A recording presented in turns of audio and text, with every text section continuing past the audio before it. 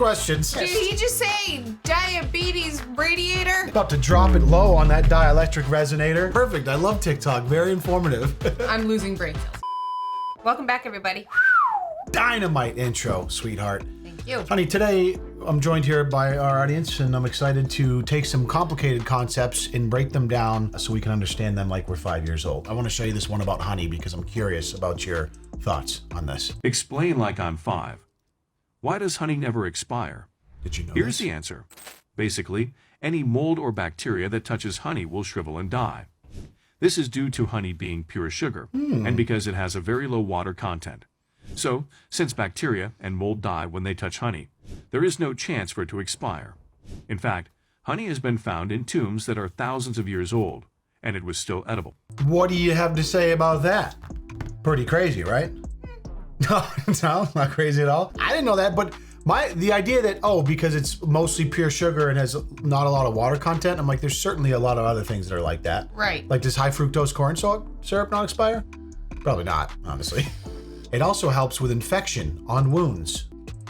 I have questions. Yeah, so there's a certain product that we use on some wounds called Medi-Honey. Oh, does it have actual honey in it? It's not like the honey you buy in the grocery store, though. I think straight out of the squeeze bear. I will say yes. Honey definitely has some medicinal properties to it. All right, fair enough. I've heard that you're supposed to eat honey too, like raw organic honey, because it helps you fight allergies by exposing you to the allergens. We hear a lot of conflicting information on the internet. I eat honey, not because it doesn't expire, because it helps with allergies, because it's basically pure sugar and tastes delicious. Explain like I'm 5. Why does the brain mostly remember tragic, bad, or embarrassing moments instead of the happy ones? This is true. This is called a negativity bias. As others have pointed out, it likely serves an evolutionary benefit. You can go on a hike and for 99.99% of the time, you are enjoying the good weather and views, but afterwards, you'll focus on the 0.01% of the time where you almost got bit by a venomous snake that will define the trip. It makes us more prepared for the future. Research says that this tends to disappear as we age, and we can even lean towards a positivity bias. I mean, that is true. If I almost got bit by a venomous snake, that would probably be the only thing I remember from the trip, even if it was beautiful 99% of the time. And I think there really is just an evolutionary piece, the negativity bias, right? It's like your body is more prone to remember things that will help you stay alive longer. Or something. So if something bad happens, that sticks out in your mind because you essentially want to make sure that doesn't happen again. Right. Interesting, though, they say when you get to the end of your life, that starts to fade and you have a positivity bias. I don't know, from some of the clips I've seen online, that does not seem true. But if you look at someone like my parents, then they seem like the most lovely, happy people on the planet. So maybe, I hope so. Explain like I'm 5. Why does it disturb the healing when we pop our acne? But it's fine when dermatologists extract it for us. I mean, this Here's one the feels answer. pretty... Think about when you are popping a balloon. You simply squeeze or poke it with something sharp until it pops, tearing up into several pieces afterwards. Now, if you put a few layers of tape on the balloon, then carefully poke a hole through the tape with a sharp needle, the balloon will slowly and gently deflate, staying in one piece. I did know this trick about the balloon So thing. when you pop a pimple yourself, the bacteria from... Not as a acne analogy, but just that you could deflate a balloon without it popping by doing that. The pimple goes everywhere, sometimes even deeper into your skin. Yeah. A doctor, on the other hand, uses clean and sharp tools to make sure the pimple gently deflates, not causing any harm. That one's pretty self-explanatory. It's like I don't think the balloon has anything to do literally not with it at all. Because they're using sterile instruments? Is that what you're trying to say? No, he's saying that if you have a pimple you want to pop, just put masking tape on it and poke it with a needle. With a steak knife? Like what? Yes, perfect. I love TikTok. Very informative. I'm losing brain cells here. Yeah, I love it. Explain like I'm 5. Life-threatening illness like HIV and Ebola spreads through bodily fluid exchange. But why can't mosquitoes sucking blood spread it? Wait, I thought Ebola could get spread by mosquitoes? Isn't Ebola? that like how it spreads? I don't know. I might be sounding ignorant right now. I was quite aware that they typically don't run around spreading HIV, but I mean, they do. You would think sharing blood that could be possible. Let's hear. There are 3 factors why mosquitoes can't transmit life-threatening illnesses like Ebola or HIV.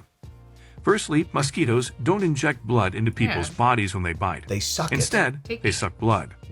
They do indeed inject their saliva. Yeah, but by that logic, like, would you really, the whole, like, accidental needle stick at a hospital is super, you know, you can transmit HIV that way. It's not like it's like can. there's a little blood on the needle or something that was used on an HIV positive patient and you get stuck even if you're not injecting. Like, there's still a You scare still take there. the precautions because there still is, even though the risk is overall extremely low, there still is a risk, and So that's what I would there think with are mosquitoes. steps to take to mitigate that. So Yeah. It's like he's dipping that little stinger around in a little pool of HIV blood and he pokes me with it. Yeah. They do maybe indeed there's more inject their reason. saliva, but in tiny volumes. Secondly, HIV and Ebola cannot survive There in a you go. mosquito due to the absence of certain cells that the viruses need to replicate. Aha. Thirdly, even if mosquitoes could inject blood into a person, the amount they do wouldn't contain nearly enough of the HIV It's such a virus for the small person to develop the disease. I don't know. I've killed some pretty fat mosquitoes on my body before. Bang, and it's just like Ugh. big blood spot. you know how I feel about mosquitoes. Woof. Just insects in general. I mean, this is great news, honey, because now we don't have to worry that there's AIDS mosquitoes flying around getting ready to. Wasn't a concern of mine. No, was it? No. You never know. I've seen some really crazy things on the internet. Why do we never lose certain skills we have learned, even if we haven't practiced them for a long time, like, for example, riding a bicycle? There you go. It's the Or most we common lose one. some, like a new language we learned 10 years ago, but can't remember anything about it now? That is a good question. I'm going to take a shot in the dark here. I feel like part of it has to do with it being mechanical, like Yeah, say, like muscle memory, yeah. muscle memory versus strictly accessing information in your brain. Yeah. Like if we had to, Like I forget everything I learned in if high we had to school. specifically add a mechanical element when we spoke a different language, I bet it would stick around a lot longer. I don't know if that would make sense, but like if I were to do a choreographed dance, for instance, to a Ricky Martin song in Spanish. Please do. I bet you I'd remember all those lyrics if they were timed with some sort of choreography. But you asked me to do like Spanish adverbs and pronouns that I learned in 7th grade. Yeah. This guy knows. Let's find out. Here's the answer. Thanks. Okay, so your brain has two different types of memory. I think this is. One is called procedural memory, and it helps you learn and remember how to do things All right. like riding a bike or driving a car. mechanical. The other is called declarative memory, and it helps you remember facts and information. It's like exactly what I said, just explained a little differently, Yes. right? Now, Just since named one of procedural memory is tied to the movements of your muscles and body, it doesn't go. get replaced by other skills. them. Let's go. Whereas declarative memory is not tied to our muscles and body, it tends to be forgotten and replaced by new information. But with time and practice, the memory may return. I'm actually happy with myself that I came up with that one on my own. How were birds, pigeons, ravens, etc., trained to deliver messages back in the True day? story. Here's They the weren't. answer. I want to say, I'm pretty sure that's just in Game of Thrones. Or like some sort of wizard movie. Like, this isn't Harry Potter, bitch. Here's the deal. Maybe we're the ignorant ones. Like, the word carrier pigeon is a thing. I think there was actually a time where birds were used to send messages. So let's find out. I don't. I'm telling you. I would fail to believe that pigeons can do anything productive. Well, let's see. We're about to get ELI5 right All now, right. so buckle up, my dear. They were trained to see a place as a home by raising them there from when they were born. Okay. Then they were sent off to a different place in cages. From the new place, you could simply tie a message to the bird and let them loose. The bird would then instinctively fly back to its home, and the message would reach its home. The bird then must be sent off in a cart again before it could be used again, as it will always fly back home. Like, how the hell does the bird know where home is, though? Like, you're talking about medieval Like if times? you're transporting it somewhere else, how do they then know how to fly back home? That's what I'm saying. So, like, it understands what home is. It's like living in a little menagerie at the palace, and you take it in a cage and ship it over to, Palestine or whatever, 300,000, it's a little much, couple hundred miles away. You put a little scroll in its beak and try to send it home to King Saul in the biblical times. How does this know to fly 300 miles? Do they have, like, built-in GPS pigeons? I mean, you kind of do. There are You're some. basically a pigeon. That is true. That is true. You have like a built-in That's true. GPS in your I brain. do. I have a bit of a. We're going north, south, east, west, and we're gonna take 5 miles to the right. I have a bit of a propensity for geography. It's kind of bizarre. Mm-hmm. And I I'm do. grateful because I don't have to think about it. My wife has the opposite of a propensity for geography. Indeed. Except for the time you got lost on a golf course. Yeah. All right, A week ago. Yeah. It's a little different, okay? I didn't know which way we were hitting. It was a little confused. First time. Why do muscle size does not necessarily correlate with muscle strength? This is a good one. Yes. I will say, however, there is absolutely a correlation, but a lot of variables that can affect strength versus muscle size, hypertrophy versus strength. Right. Yes. The size of a muscle does not always directly correspond to its strength, Directly. largely due to the varying responses our bodies have to different workout routines. Imagine it as a tug-of-war game. Having more players is like having bigger muscles, but it won't guarantee a win unless they are pulling together efficiently, which represents muscle strength. Sometimes workouts make our muscles bigger by increasing their ability to store energy, much like bodybuilders often do with many repetitions of lighter weights. However, this doesn't necessarily make the muscles stronger, as it doesn't grow more muscle fibers, which are key for strength.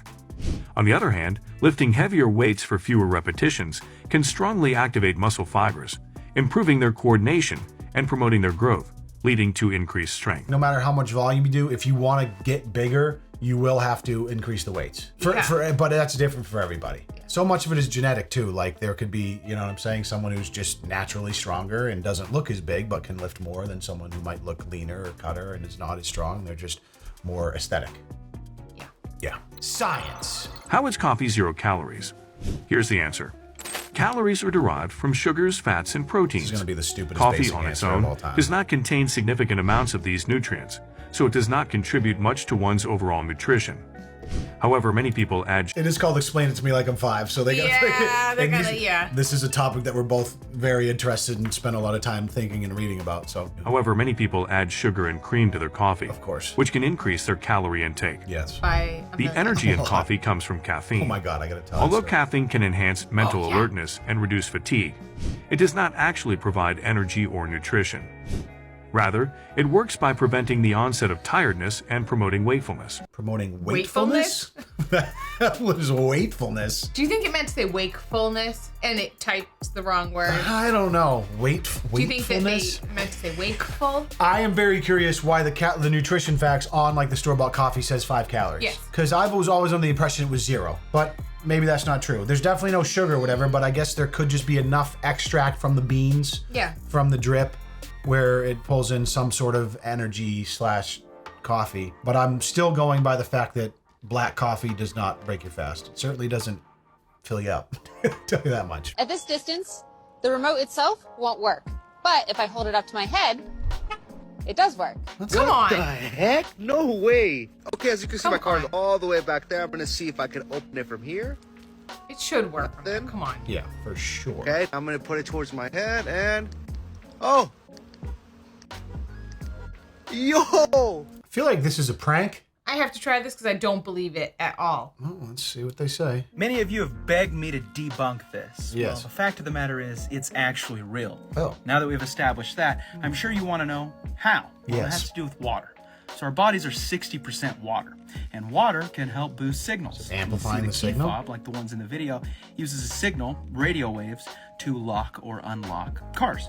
And when radio waves pass through water, a dielectric resonator can be created. And This is not talking to me like I'm 5. My wife is pissed. Did he just say diabetes radiator? It didn't. What did he say? A diabetes radiator? I think that's Bitch, what he said. This is ELI5, not Eli. I'm a scientist by Seriously? trade. God. Dielectric Resonator, yeah. About to drop it low on that dielectric resonator. All you need to know is water, dielectric resonator, car go on. I still have to see it for myself. I know, we gotta try this out. The range on that guy's key is pathetic though. I think Yeah. without my dielectric resonator, it still would have opened my car at that distance, I think. It helps boost the strength and the range of a signal, helps it go farther. So here, the water in the head, it acts as a conductor, and it increases the strength and the range of that signal. A bucket of water would do the same thing. Hope that helps. It did not. No, I'm just kidding. That did help. That was nice. And now I know what a dielectric resonator is. I don't, but I can pretend like I do. Sure. Dielectric resonator. Dielectric resonators are designed to replace resonant cavities in microwave functions such as filters. Yeah, okay, we're done. How come you can be falling asleep watching TV, then wide awake when you go to bed 5 minutes later? Story of my yeah. life. Not you, yeah. No. I'm curious about this one. This woman right here, no problemo. I am the queen of sleep. Yeah, I mean, you get up, you work hard, you have a set schedule, you crush it. Me, not so much all the The time. brain is like a group of people talking to each other. When you're watching TV, the part of your brain that watches TV says, "Shut up, guys, I'm watching TV." So you can focus without thinking about cake or math. As a result, the others sit silent, grow bored, and fall asleep until only the TV watcher part of the brain is left. Left by himself, he too gets bored and falls asleep. When you're in bed, assuming you aren't counting sheep or something, the entire brain is kind of in free time mode, and any part of the brain can speak up if it wants to. They start talking to each other, and even if one of them starts to drift to sleep, the others wake it up, either by deliberately talking to sleepyheads or just being nosy. Eventually, more and more parts of the brain fall asleep from sheer exhaustion, no matter how loud the others are, and eventually the last one passes out, and you are asleep. All right. No, you didn't like that one, but that actually spoke to me a little bit. 'Cause Really? that's exactly what you remember the other day I told you I like could not fall asleep. I was up till 3. I got in bed on time. I was trying to get up early the next morning. Yep. And I was just in bed for like 2.5 hours. And this happens to a lot of people that can't fall asleep. You're just thinking about the next day, what you need to be doing, all this stuff. And I would like quiet one part of my brain and like start to drift. And then all of a sudden another thing would pop into my head. And I sometimes when this happens, like I'll try to focus very specifically on one thing. I'll just think about like, think about like playing with Jackson today or like things that are nice or happy. And when I'm successful, sometimes that does help. Okay. And it quiets your brain. But it's almost always when I can't fall asleep, it's me planning, thinking ahead. Typically it's when I like have a creative session at work a little bit late or something like that. And I'm like, shit, I really need to get to bed. But I go there and I'm still kind of in creative, like thinking mode, like I could do this or this is a cool idea. Yep. Really hard to turn that part of my brain off.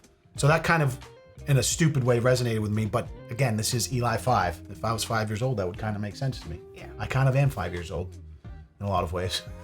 At least in the way you pick up after me. And in the way I end my videos prematurely. Bye-bye.